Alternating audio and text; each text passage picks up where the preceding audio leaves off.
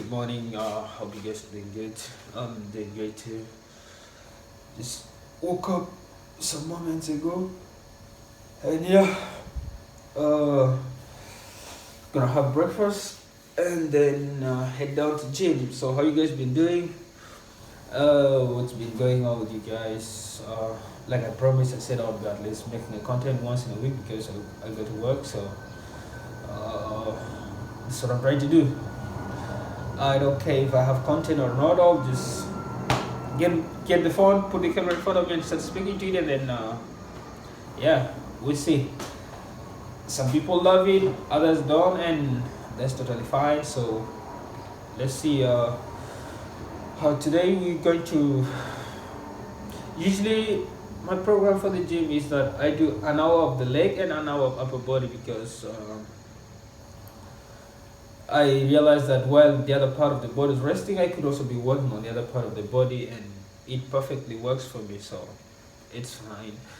But today I have two sessions because I'm not working, and then I'm gonna have a meeting with a coach today, and we're gonna see what happens.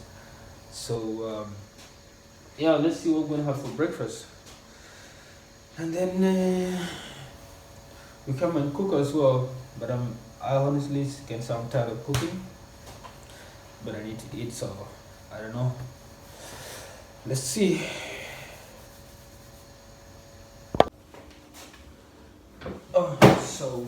Breakfast set. Gonna have bread and eggs, 2 eggs and 2 toasted bread, and then cup of Nescafe. Looks good.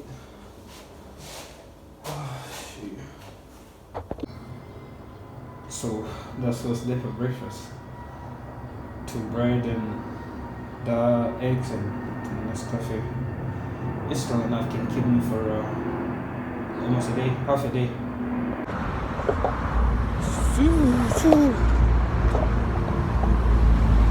The gym is actually not. Look at these beautiful paintings on the walls of the bridge.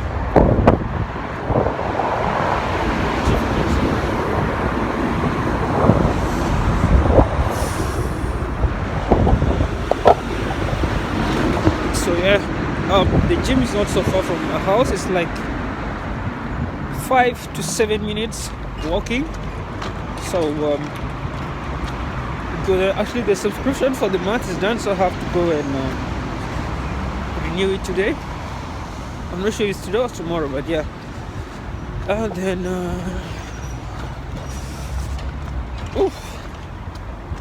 it's cold today, man, but not so cold because I was speaking to a friend of mine in German, and in German they say it was like she said it was like -6, and here it's like 15, and I'm feeling cold, so I can only just be like, this life's not balanced. They're craving for this, but they can't have it, so it's tough, man.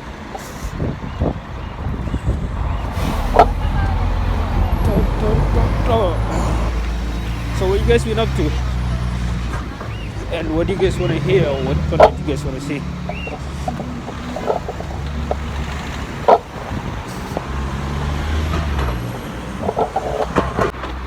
Okay, we're here at the gym. Usually there are not so many people in the morning, so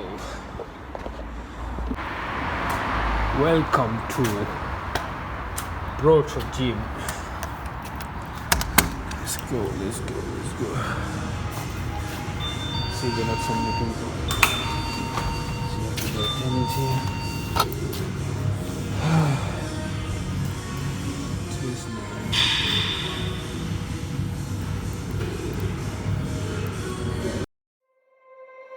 You said never let me go.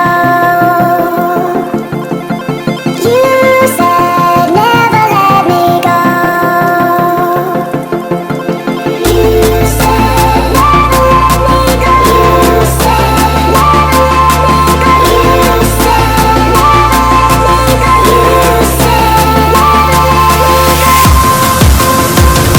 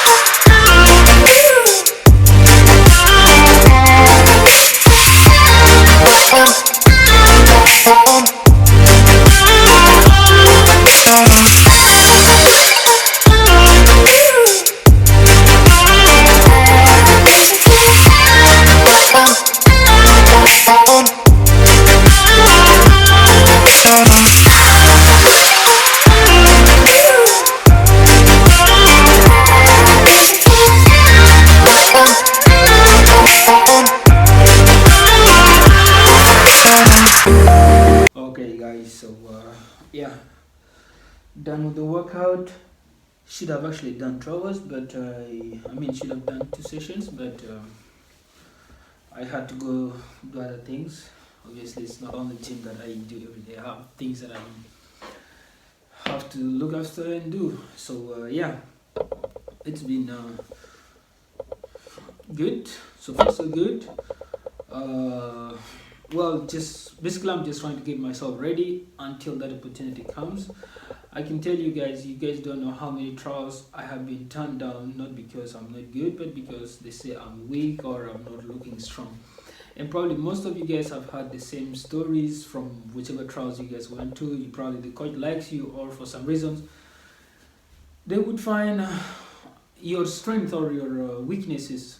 I mean your physical strength to be the reason why they don't take you. So these are the small weaknesses that people can always single out and be like, okay, we're not taking him because he's not good. It happened to me in Malaysia. They were like, well, he's okay with the ball and everything, but he's skinny because he's a forward. So obviously, you have to have a certain kind of body to hold up defenders and stuff like this.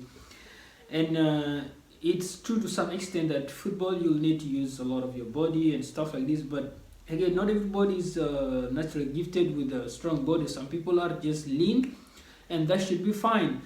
And it also depends on how you translate your body advantage into your game. You can be as big as you want, but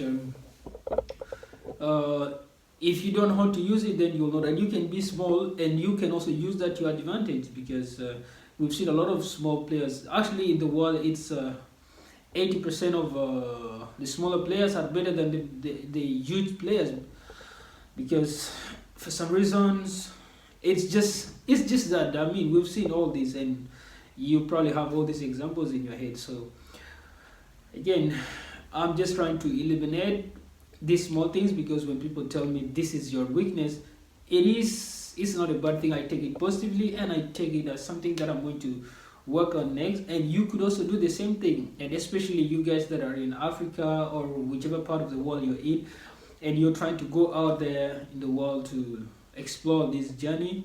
I think I just advise you that first of all, make sure you work on your body, look physically strong, show up to a training or to a trial when you're the most fit, just from the looks. And this is going to be like a plus to you, because everyone will respect you. They'll be like, okay, he's ready. And also, these other bullies wouldn't just get onto you like this. Like someone wouldn't just want to like knock you off while you're trying to trap the ball or something.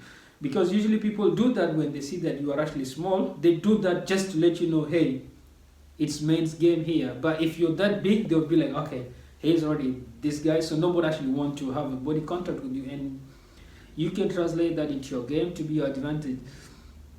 And yeah, I know myself, like I'm not huge, but just want to make sure that I have strength on my body to the point that when people look at me, they'll be like, okay, he's really like been taking care of himself, instead of going there and you're looking fat or whatever. It's really like very disrespectful. You can be good, but people will first of all just undermine you, and they'll be like, you don't take yourself seriously. I know nothing about that. Honestly, I just eat anything that I can land my hands on. But I make sure as much as I can not to work out, so that all that whatever I'm eating translates to energy. Because at the end of the day, whatever we're eating it translates into our bodies to energy. The waste will go as a residue. You go shit it outside, and the rest just remains in your body. So let's do this as well, because honestly, at this level of ours, where we don't have the luxury to buy whatever we need, it's not so important that we take that seriously. Because if you can afford 2 meals a day or 3 meals a day, how are you going to be like, I can't eat this because it's not good for my whatever? If you have that luxury to do that, well and good. But if you cannot afford to that, then just eat whatever you have, but just make sure that you burn it off later on, so that it doesn't even nobody gets to notice it, because you're just trying to survive. It's not like you have it all and stuff like this. I'm talking from my point of view, from the situations I've been in. Don't turn vegan when you're starving, man. It doesn't help. Honestly, don't turn vegan when you're starving. You can only be that when you can afford to get the right foods and all this. That's when that can later come on. And yeah, these are all the small things you need to tap on while you're still out there. Honestly, this period of time, it's really like opening my eyes, just like sitting back and observing things, and I'll be like, wow, I should have known this. And when people send me a lot of messages when they're very naive and they're talking in a very naive way, like, and I'm just like, I wish this is. I don't even blame them, because I'm like, this is how I was like 3 years ago, 4 years ago. I was just thinking the same you, only driven with ambitions, and you don't care about anything else. But then when you come in, you realize that it's really like very different, and there are a lot of things that you have to that have to be in place. Some stars have to align and stuff like this. I tell you, I was talking with one agent, and this is what he told me. He's in Portugal, and I'm hoping that one day I can get him on, just to have a chat with him. I think I'm a bit close to him now. We interchange some relationships. So he told me, the thing is here with Portugal. First, the fact that all teams are how do you call it? They are controlled by not controlled, but just the under association. They are not privatized.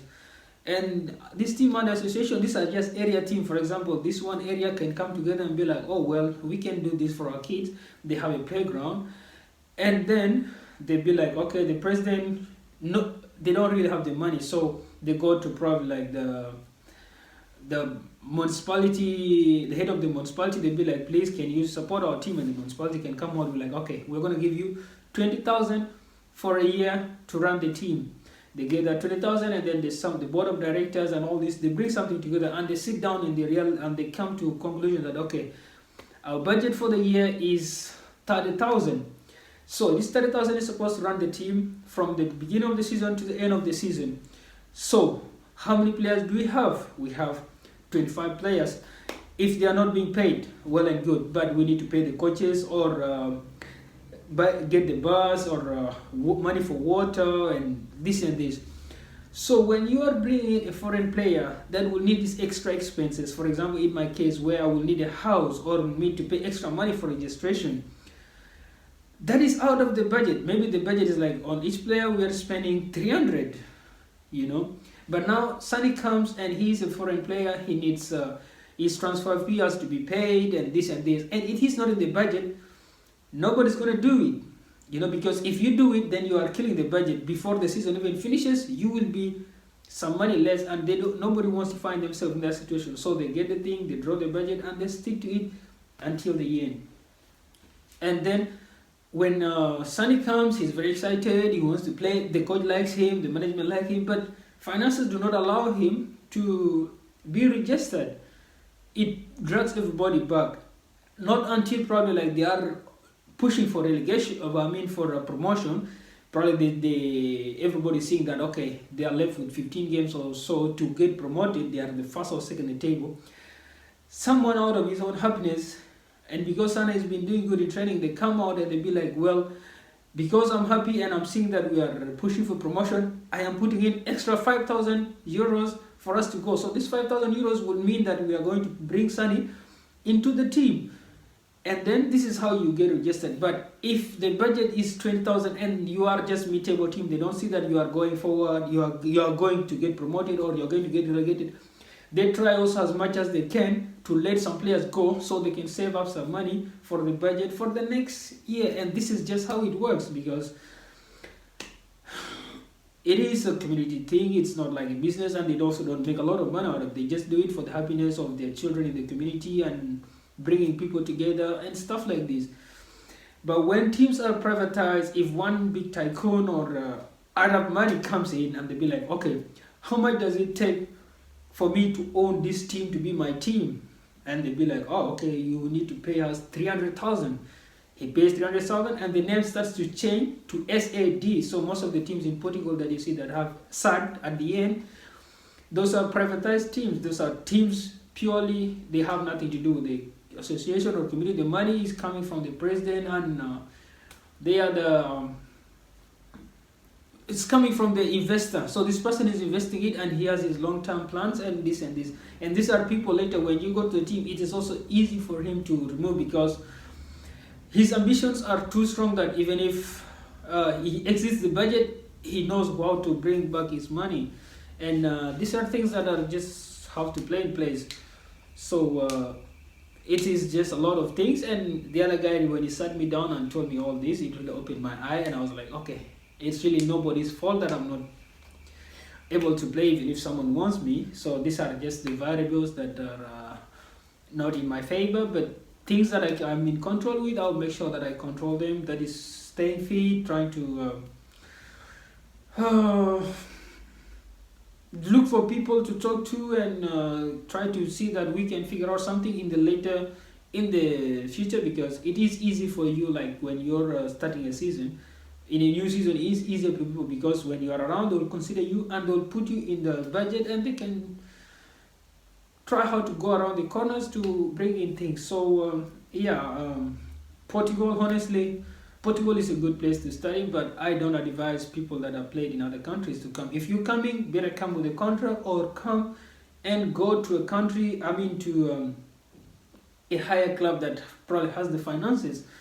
Otherwise, if you're just coming to start like from scratch, you better come when you haven't played somewhere, because if you played somewhere, it is going to be a burden. But it can also happen that if your agent or you yourself, the player, has that money to help the club to pay for your transfer, it even reduces it. It gets better that way. For example, if the transfer is 1,000 and the player has their 1,000, you can pay it, because you're investing in yourself. At the end of the day, you paid, and then you're fully registered in the Portuguese Federation, and from there you can start playing, and then you see what happens in that course, and then from there you commit yourself and make sure that every year you are climbing and just see where you can go. So these are all just few of the things that are holding people back here, me, myself, and any other person. So but in countries like Germany, it is really like very flexible. You can just sign, and